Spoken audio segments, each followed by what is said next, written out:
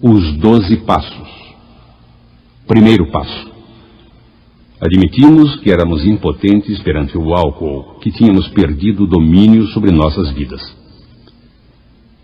Quem se dispõe a admitir a derrota completa? Quase ninguém, é claro. Todos os instintos naturais gritam contra a ideia da impotência pessoal.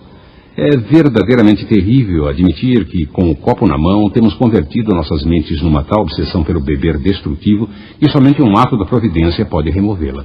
Nenhuma outra forma de falência é igual a esta. O álcool, transformado em voraz credor, nos esvazia de toda a autossuficiência e toda a vontade de resistir às suas exigências. Uma vez que aceitamos este fato nu e cru, nossa falência como seres humanos está completa.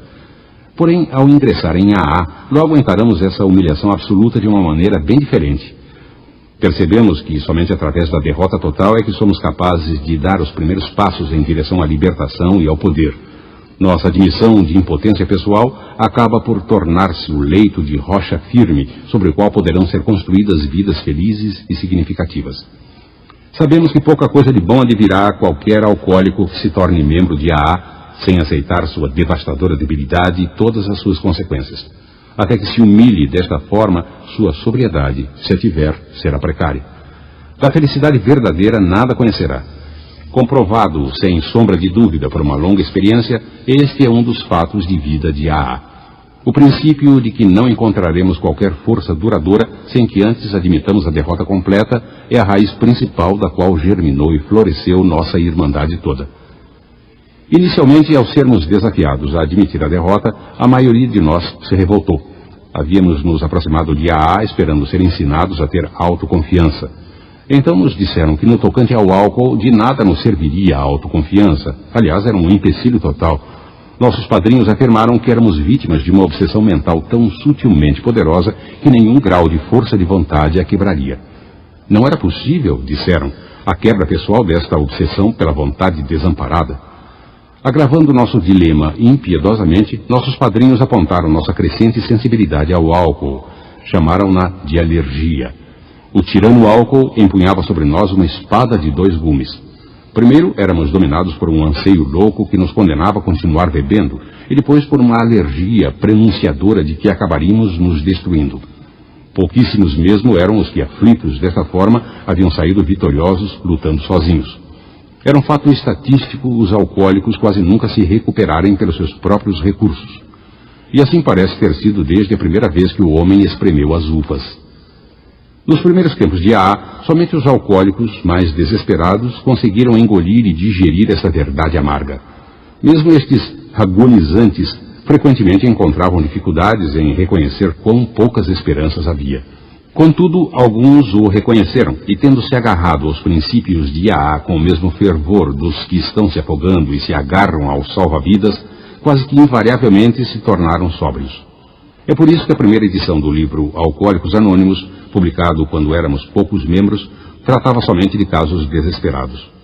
Muitos alcoólicos menos desesperados experimentavam AA, mas não eram bem-sucedidos porque não podiam admitir a sua impotência.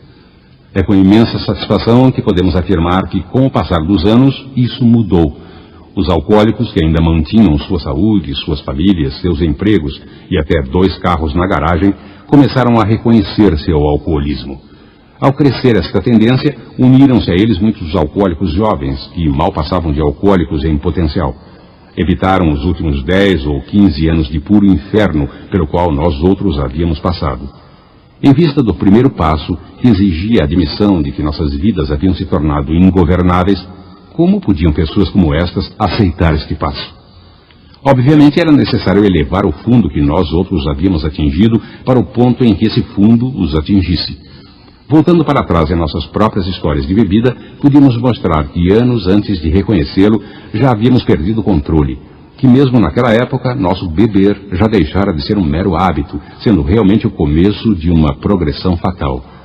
Aos duvidosos, podíamos dizer, talvez você não seja alcoólico, afinal de contas, por que não tenta seguir bebendo controladamente, lembrando-se sempre do que lhe temos dito a respeito do alcoolismo? Esta atitude trazia resultados imediatos e práticos. Então descobriu-se que, quando um alcoólico plantava na mente de outro a ideia da natureza verdadeira da enfermidade, este outro jamais seria o mesmo outra vez. após cada bebedeira, diria a si mesmo: talvez esses AAs tenham razão. Depois de algumas experiências semelhantes e frequentemente anos antes do começo das dificuldades extremas, ele voltaria a nós convencido. Havia atingido o fundo do seu poço tanto quanto nós. A própria bebida havia se tornado nossa melhor advogada. Por que insistir tanto em que todo AA precisa, antes de mais nada, chegar ao fundo do poço? A resposta é que poucas pessoas praticarão sinceramente o programa de AA, a não ser que tenham atingido o fundo, pois praticar os restantes 11 passos de AA requer a adoção de atitudes e ações que quase nenhum alcoólico que ainda esteja bebendo sonharia adotar. Quem se dispõe a ser rigorosamente honesto e tolerante? Quem se dispõe a confessar suas falhas a um outro e a fazer reparação pelos danos causados? Quem se interessa, ao mínimo, por um poder superior, ou menos ainda por meditação e oração? Quem se dispõe a sacrificar seu tempo e sua energia tentando levar a mensagem de AA ao próximo? Não, o alcoólico típico, egoísta ao extremo, pouco se interessa por estas medidas, a não ser que tenha de tomá-las para sobreviver. Sob a chicotada do alcoolismo, somos impelidos ao AA e ali descobrimos a fatalidade de nossa situação. Nessa hora, e somente nessa hora, é que nos tornamos tão receptivos a sermos convencidos e tão dispostos a escutar como os que se encontram à beira da morte. Prontificamo-nos a fazer qualquer coisa que nos livre da obsessão impiedosa.